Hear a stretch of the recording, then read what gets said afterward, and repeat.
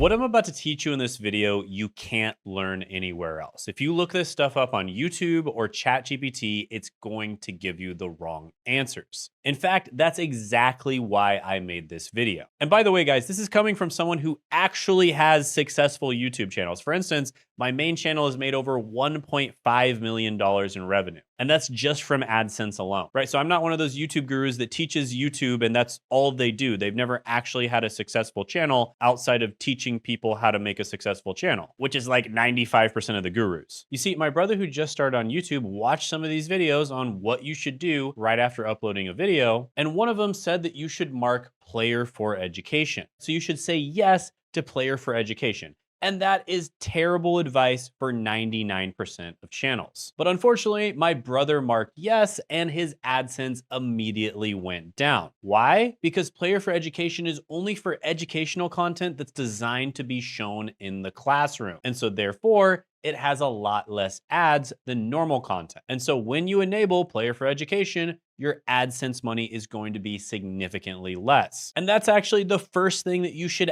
absolutely never do after uploading a video is enable Player for Education, unless you're a channel that's literally designed to be shown in the classroom. But this is the kind of thing where if you ask AI or maybe just ask somebody who doesn't know a lot about YouTube, AKA most of the people who make YouTube content, unfortunately, they might actually tell you that you should do it. And that would be terrible advice that would tank the views and the AdSense money that you would get from your channel. Now, the second thing that I've seen my clients do all the time that's a huge mistake is marking your content as made for kids or marking it as not sure. You see, when you upload a YouTube video, you have three different options: made for kids, not made for kids, and not sure. So you absolutely should mark not made for kids unless your content is specifically made for kids, like Blippi, Coco Melon, or Miss Rachel. Those channels are specifically made for kids. But if YouTube sees that you marked your content made for kids and there's anything even remotely controversial in your content, there's a good chance that your channel is going to get nuked. So under no circumstances should you mark made for kids or even not sure, because YouTube cannot risk another adpocalypse and they will eliminate your channel without thinking twice. Or they might just shadow ban you, which is arguably worse. Quick break. If you're struggling to grow your YouTube channel, you're spending a lot of time making videos and it feels like your hard work isn't going anywhere, I actually have a free live workshop this Tuesday at 9 p.m. Eastern Standard Time via Zoom. You can check this out down in the description and the pinned comment below. And during this live workshop, I myself will be going over how you can grow your YouTube channel while spending less time working on your videos. You'll get to meet me and you get to ask me questions directly, and it's completely free. And this is the only time we'll be going over these YouTube secrets, just during this live training. So you won't be able to get this anywhere else, and it's a one-time event. And for this one time only, I will be giving away my viral idea generator GPT for free at the workshop. Now, this is trained on thousands of hours of my own video, me working with clients, my course, my philosophy, and I actually charge my corporate clients thousands of dollars for this software. And honestly, I can't believe I'm giving this away for free because my most popular video that got 5 million views is actually an AI generated idea. So if that sounds interesting to you, sign up for the live workshop down in the description and the pinned comment below, and you'll learn exactly how to do this. Look forward to seeing you there. All right, the next one, and this is advice I hear all the time from so-called YouTube gurus, and it's terrible advice, and that is doing thumbnail A/B tests below like 30 to 100,000 subscribers. This is the dumbest thing you could possibly do if you're a small YouTuber. So if you didn't know, YouTube has this function, and various different YouTube tools like TubeBuddy also have this function where you can A/B test the thumbnails, meaning you can have two different thumbnails and you can basically make them compete against each other to see which one gets the most clicks. Now, this is something where you need a massive amount of impressions if you want your data to be statistically significant. And the only way you're gonna get tons of impressions is if you actually get a video that takes off and your channel starts to get a lot of views. So if you do an A/B test on a brand new channel, chances are that first video you upload, when you put the two thumbnails against each other, it's not gonna get enough impressions for literally months. And the truth is, that is optimization. There's a difference between what you do when you first start on YouTube versus what you do when you're actually getting traction on YouTube. Those two things are completely different, right? When you're first starting on YouTube, you need to figure out what your niche is. You need to figure out what your format is, right? You're gonna make how-to videos, listicles, case studies, etc. You also need to figure out what video ideas resonate with your audience. And that is a whole process. And I call this the evolution method, where you basically just test out a bunch of different things to see what works for you and your channel. But if you start spending a bunch of time A/B testing thumbnails, that's gonna take away from what actually matters, which is consistently uploading videos and testing out different ideas for your channel. Like, I cannot stress how bad of an idea A/B testing thumbnails when you first start your channel is. Like, it is going to be the death of your channel. That is the kind of thing that does not matter when you first start. The only time you should even consider A/B testing thumbnails is when you're above like 30 to 100K subscribers. Like, when you first start on YouTube, you should just be trying out a bunch of different types of content, a bunch of different ideas, sometimes even in different niches, and then just seeing what sticks, seeing what works for you, your audience, and what you can actually monetize as well. So do not waste your time A/B testing thumbnails. Okay, next one that you should never do is sharing your video with family and friends. Never do this unless your family and friends just happen to be similar to your target demographic, right? So if you share your video with family and friends, it's gonna show your video to more people that are like your family and friends. And unless your family and friends is literally the exact target demographic of the type of person that you want to attract, then it's not gonna turn out well, because you're gonna attract a bunch of people to your content that aren't actually interested in your content. That is gonna send a signal to the YouTube algorithm that your content is low quality, and then therefore they're not going to promote your content. And on that same note, don't buy fake views, don't buy fake subscribers. You know, no matter how real the service tries to make it seem, like they'll always say, oh, these are real views, real subscribers. Yeah, maybe they are even. If they are actually real, which 99% of the time they aren't, they're probably just being paid to be interested in your content. And again, because of that, YouTube is going to show that content to similar people, which is probably going to be like someone who lives in India or something. And chances are that's not going to be your target demographic. So do not do this, guys. The next one is don't publish right away. So either put the videos on unlisted or private, and this is so that the YouTube algorithm has time to process the video and make sure that it's not spam or scammy or stuff like that. And this is especially important when you are uploading from a newer channel, right? Because if you think about it, there's literally like AI programs out there that can just mass upload spammy content onto YouTube. And so of course, YouTube does not trust smaller or newer channels as much as they trust older, more well-established channels. And so they're gonna have AI and their systems crawl or read the content to make sure that it isn't spammy or scammy. And it usually takes approximately 24 to 48 hours to do that with a brand new channel. So once YouTube determines that you actually uploaded a high quality video that isn't AI slop, it's gonna be much more likely to recommend your content. All right, the sixth thing to never do is to delete a video. Never, ever, under any circumstances, delete a video. And I'm gonna show you exactly why. This video right here ended up getting 1.6 million views. And in the first day, let's look at like the first day. It's like, it got 25 views.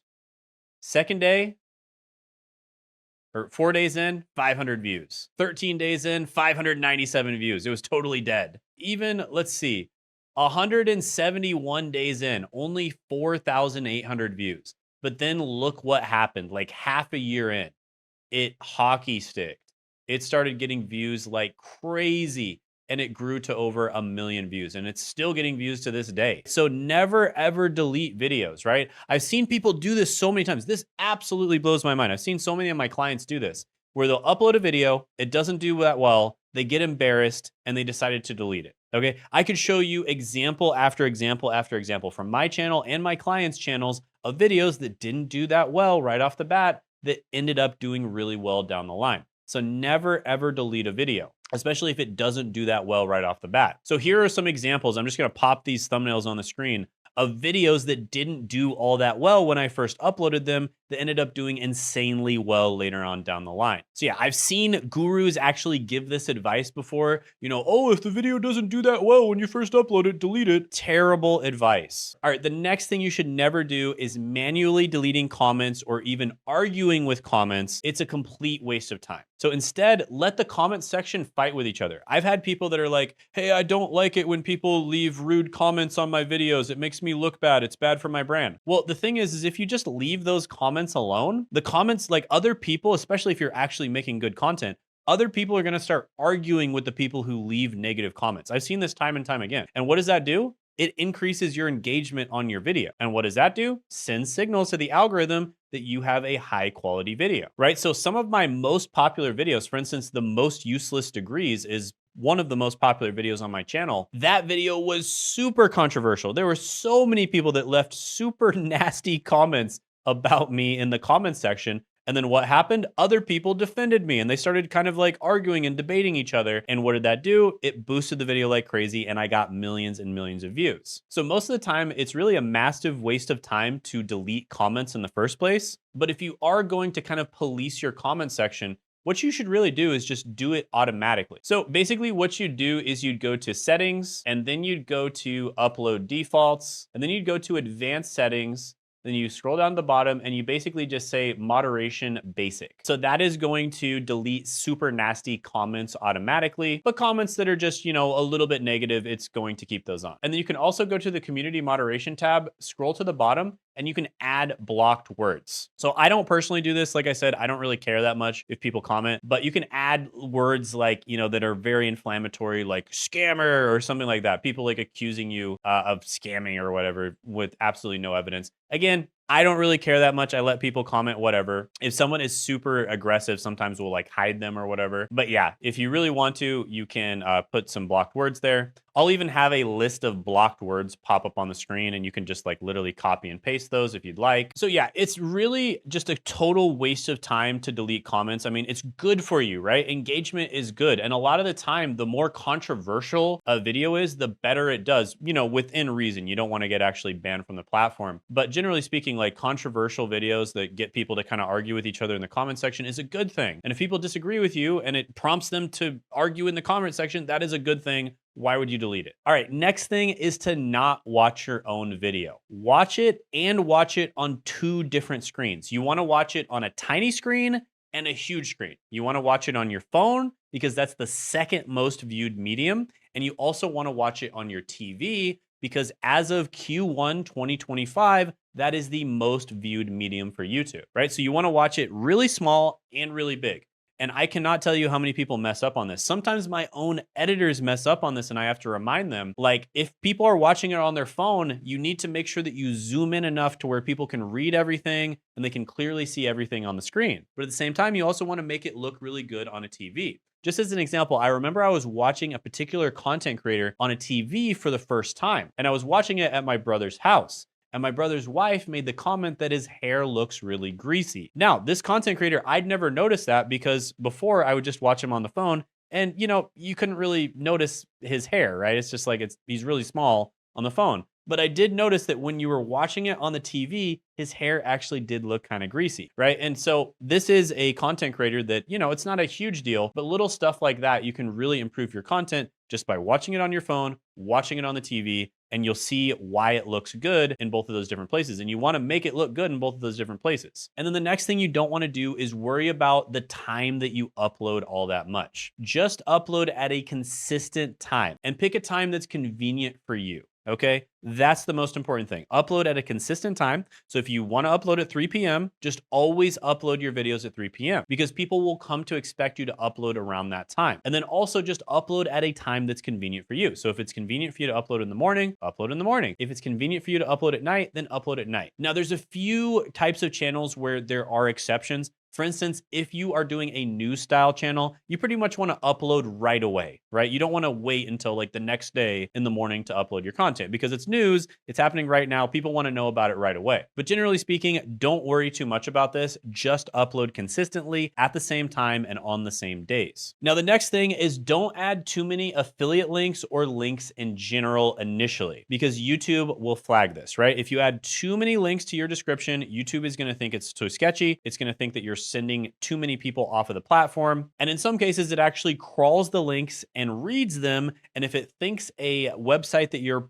promoting with your links is a little bit sketchy, then it might actually shadow ban you or might send you less traffic, et cetera, et cetera. So don't mess around with this too much. A safe option is to just have one link in every video. Again, especially when you first start. Now, once you have a big channel, it doesn't matter nearly as much, but when you first start, just have one link in every video. And by the way, by having one link, you're actually going to get more people to click that one link. So just have one link in every video, maybe tell people to get on your email list, like some sort of lead magnet, or tell people to like book a call with you or send them straight to your landing page so they can buy your product. And the next thing is never use identical descriptions unless it's a legal disclaimer at the bottom. So you'll notice that I have a legal disclaimer at the bottom of my description in every single video, and it is identical. However, if I write stuff in my videos, it's going to be different for every single video. I'm not just gonna write the same thing for every video. I'm gonna talk about the video itself. And it's really easy to do this. You can literally just get AI to do it. For instance, you could just upload the transcript of your video and then get AI to summarize that transcript in an SEO-friendly way, and that'll be a great way to get extra views over time. Now, by the way, remember my client Sean, who I helped scale from $10,000 to $30,000 a month all the way up to over $500,000 a month? Well, he was actually making a few of the mistakes in this video. And you would be surprised how many people make these mistakes, and it really holds them back from getting success. So if you want us to look at your channel and actually do a strategy call telling you what you're doing right and what you're doing wrong, making a plan to actually get to the place that you want to be, and figuring out if we're a good fit to work together, then go ahead and book that call down below. Don't waste years of time trying to figure it out on your own. Just book a call and talk to actual experts. And if you want to check out a case study video that I did breaking down exactly how we were able to get Sean his incredible results, then you can check that out by clicking right here.